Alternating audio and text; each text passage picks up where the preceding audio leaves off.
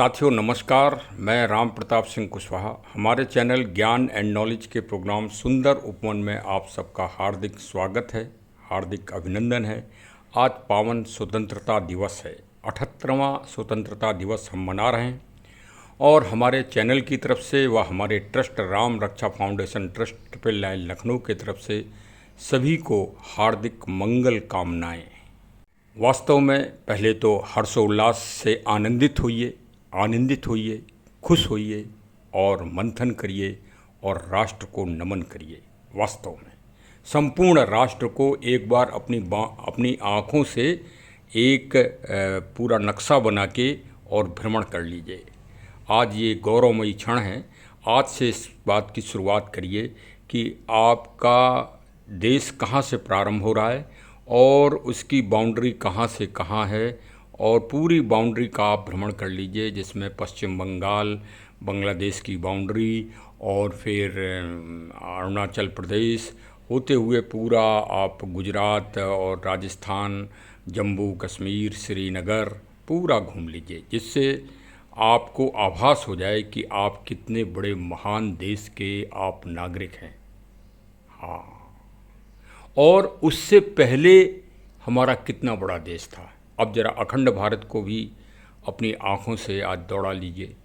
अखंड भारत जिसमें अफ़गानिस्तान, बर्मा, पाकिस्तान, बांग्लादेश, भाई तभी तो प्लस और माइनस होगा कि हम कितने घट गए और कितने पे अब हमें स्थिर रहना है।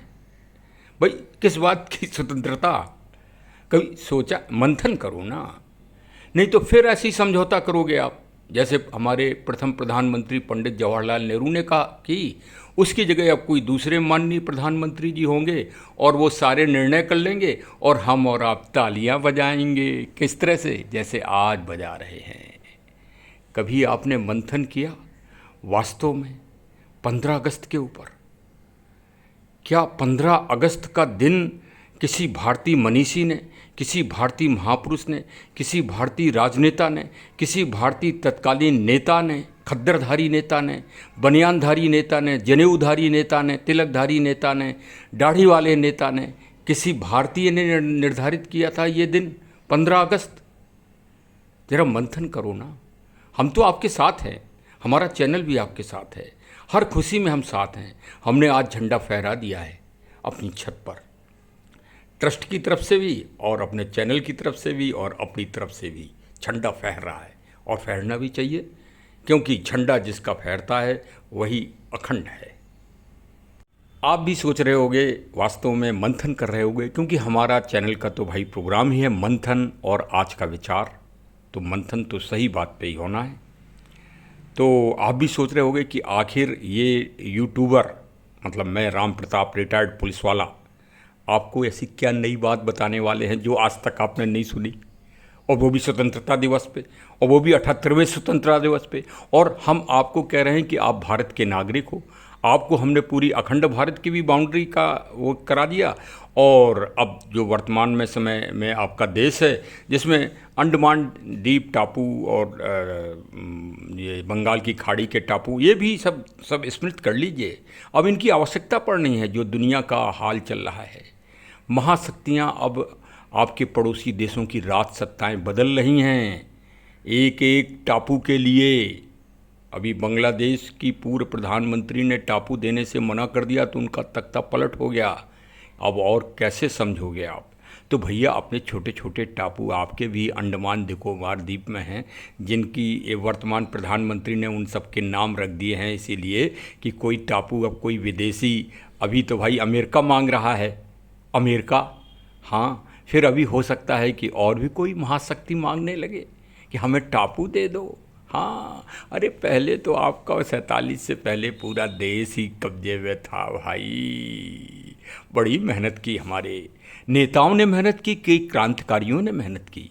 इस पे भी तो कभी मंथन करो कि वास्तव में ये थाली, आपको स्वतंत्रता की थाली नेताओं ने दी है, खद्दरधारी जनेऊधारी नेताओं ने, तिलकधारी नेताओं ने, और जो धोती वाले नेता थे जो लाठी लेके चलते थे, ऐनक लगाते थे और एक लंबी वाली टोपी पहनते थे, सफ़ेद वस्त्र जिनके कपड़े पेरिस से धुल के आते थे, उन्होंने दी है। कि जो बलिदान हो गए, जो अमेर शहीद हो गए, जो वीर गति को प्राप्त पाए, श्री चंद्रशेखर जी, श्री भगत सिंह जी, श्री राजदेव जी, श्री लाला लाजपत राय जी, किनका प्रयास आप मानते हैं? वीर सावरकर जी, नेताजी सुभाष जी, किनका आप मानेंगे? अरे जरा मंथन कर लो ना, मंथन करो, निश्चित मंथन करो। और देखिए, नई बात को हमारी तार्किक रूप से सुनिए। देखिए भाई, मैं शुभकामनाएं भी दे चुका हूँ, आपको मंगल कामनाएं भी दे चुका हूँ, मैं अपनी छत पर झंडा भी फहरा चुका हूँ, मिठाई लड्डू भी बांटे हैं, टॉफ़ियाँ भी बच्चों को दी हैं, सब पूरा आनंद से मनाया है। लेकिन मंथन तो कर लो, नहीं तो फिर से कोई ऐसा प्रधानमंत्री होगा और फिर वो ऐसी तरह से निर्णय ले लेगा और आप ताली पे ताली बजाते ही रहोगे ज़िंदगी भर। तो इस पे मंथन करो भाई। देखिए, अभी मंथन आपको कराते हैं।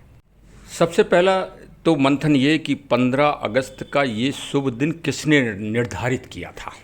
तो सबसे बड़ी बात तो ये कि ये भारतीय किसी नेता ने या दुमदुम ने, किसी ने ये निर्धारित नहीं किया था।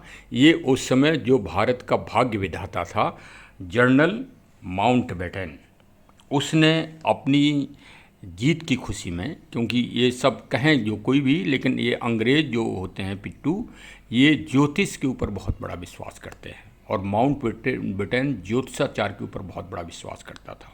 और वो जानता था कि 15 तारीख और विशेषकर 15 अगस्त उसके जीवन का सबसे शुभ दिन है। वो शुभ दिन क्यों है? अब आप ये भी जान लीजिए कि 1945 में द्वितीय विश्व युद्ध में अब मित्र देश मतलब ब्रिटेन की सबसे बड़ी जीत जापान के ऊपर हुई थी और जापान ने समर्पण कर दिया था 15 अगस्त 1945 को। और उस समय उस ब्रिगेड और उस टीम और उस फोर्सेस का नेतृत्व कर रहा था माउंटबेटन, और उसी के उपलक्ष्य में वो भारत का गवर्नर जनरल बनाया गया था। अब समझ गए आप कि भारत का गवर्नर जनरल बनने में कितना बड़ा इनाम मिला था माउंटबेटन को 15 अगस्त के दिन।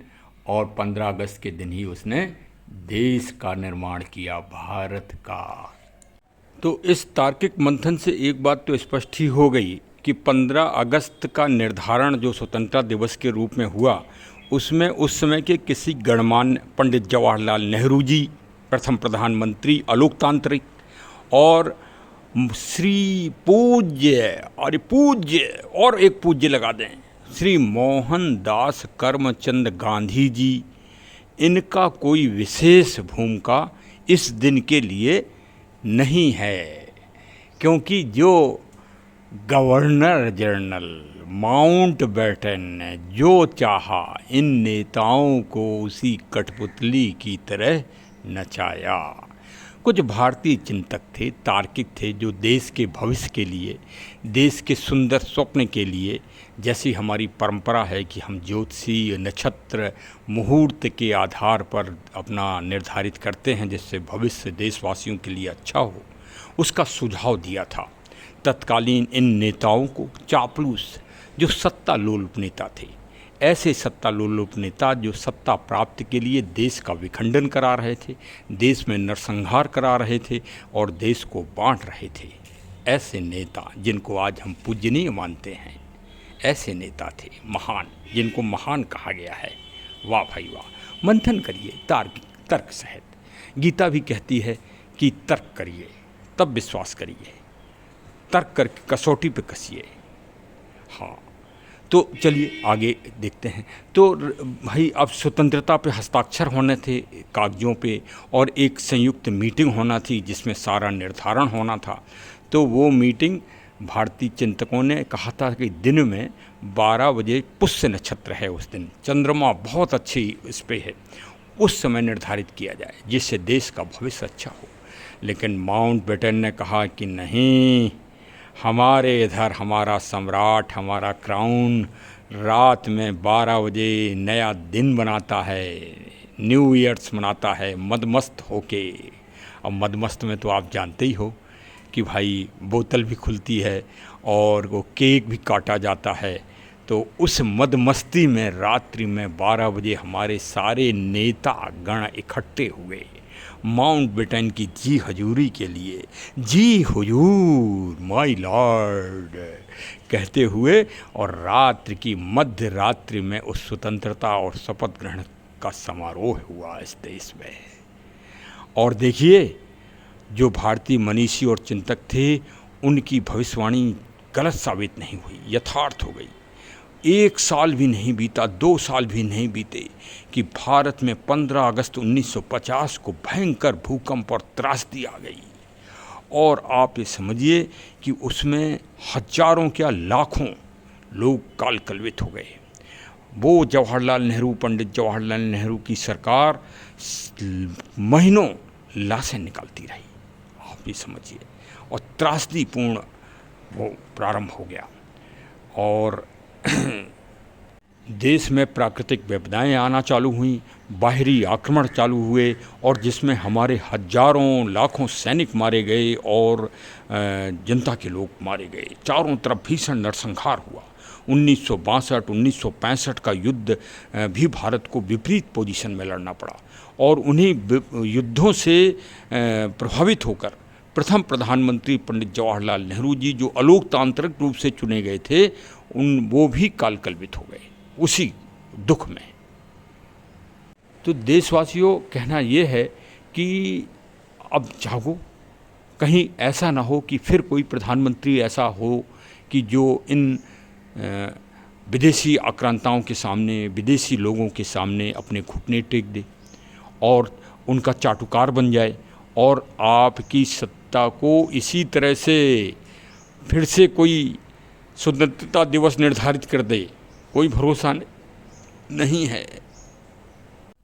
बस हम और कुछ आगाह नहीं करना चाह रहे हैं, हम आगाह यही करना चाह रहे हैं कि आप सभी लोग जागरूक होइए, जिससे अब कोई अगला प्रधानमंत्री इस तरह के मतलब नीचे गिर के सत्ता के लिए, सत्ता प्राप्ति करने के लिए अलोकतांत्रिक रूप से कोई कार्य ना करे, भारत के संवैधानिक नियमावली से काम करे। ऐसा नहीं है, 1935 में एक तरह से जो भारत का नियम बन गया था वही भारत के संविधान के रूप में काम कर रहा था। 1947 में संविधान तो नहीं बना था, ये बात सत्य है। अब तो खैर संविधान बन गया है, लेकिन तब भी मनमानी की थी नेताओं ने। अलोकतांत्रात्मक रूप से भारत में पहले चुनाव प्रजातंत्रात्मक रूप से हो चुके थे, तो पहला प्रधानमंत्री प्रजातंत्रात्मक व्यवस्था से चुना जाना चाहिए था इस देश में, तब व्यवस्था अच्छी बनती ना। कि कौन हार रहा है, सरदार वल्लभ भाई पटेल जी जीत रहे हैं कि जिन्ना जीत रहे हैं कि जवाहरलाल नेहरू जी जीत रहे हैं या अन्य कोई विचारधारा जीत रही है। तो ये तो अलोकतांत्रिक रूप से देश को बांट के ये भारत में सत्ता का हस्तांतरण हुआ था। कितनी बड़ी कुर्बानी दी गई, कितनी बड़ी एक तरह से मतलब विच्छेदन किया गया और फिर नरसंहार हुआ जिसमें करोड़ों लोग मारे गए, विभीष का। तो भाई भविष्य में ना हो, बस इतनी सी बात है। अच्छा चलिए, अब तो गंभीर बातें हो गई।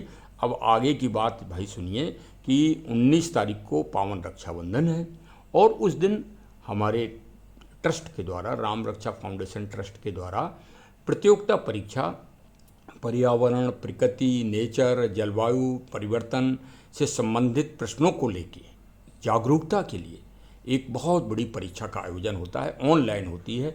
आप उस परीक्षा में शामिल हों, अपने बच्चों को शामिल करें, आप स्वयं शामिल हों, परिवार सहित शामिल हों और आनंद लें परीक्षा का। और भाई देखिए, हमारा ट्रस्ट विशेषकर पेड़ पौधों के, जड़ी बूटियों के संरक्षण व संवर्धन हेतु, प्रकृति जागरण हेतु काम करता है। तो भाई आप भी उसके सहभागी बनिए, सदस्य बनिए और हमारा उत्साहवर्धन करिए और हमारी संस्था में अंशदान भी दीजिए। हाँ देखिए, QR कोड आज सबसे अच्छी व्यवस्था हो गई है। मैं बिल्कुल आपकी सेवा में प्रेषित कर रहा हूँ। जो भी आप दान दे सकते हैं, 1 रुपये, 10 रुपये, 1000 रुपये, 10 करोड़ रुपये, जो भी आप दे दें। हाँ, ट्रस्ट है भाई हमारा। तो इसी तरह से जिससे प्रकृति का संरक्षण व संवर्धन हो सके। इस दुनिया में सबसे भयंकर समस्या सांप्रदायिक समस्या नहीं है, आतंकवाद नहीं है। सबसे भीषण समस्या जमीन का तापमान, मरुस्थल बनना और प्रकृति का शोषण, दोहन और जलवायु क्लाइमेट चेंजिंग की भीषण समस्या, उसके लिए जन जन को जागरूक होने की आवश्यकता है। तो जो परीक्षा का उद्देश्य है वो जलवायु क्लाइमेट परिवर्तन के प्रति जागरूकता का एक महान संदेश है। आप लोग अवश्य शामिल हों। और भाई वास्तव में QR कोड संलग्न है, वो तो हास्य का विषय था, लेकिन आप जो सहयोग कर सकते हैं वो हमारे लिए आशीर्वाद तुल्य होगा। जय हिंद, जय हिंद। एक बार पुनः 15 अगस्त स्वतंत्रता दिवस की हार्दिक मंगल कामनाएं व शुभ कामनाएं। जय हिंद, जय हिंद, जय हिंद।